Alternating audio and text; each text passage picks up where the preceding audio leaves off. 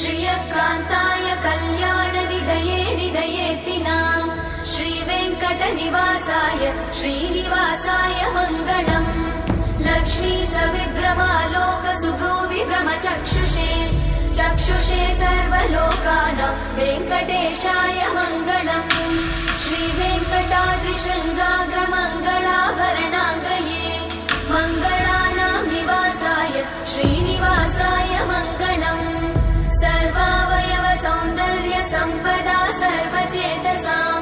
सदा सम्मोहनायास्तु वेङ्कटेशाय मङ्गलम् नित्याय निरवध्याय सत्यानन्द चिदात्मने सर्वान्तरात्मने श्रीमद् वेङ्कटेशाय मङ्गलम्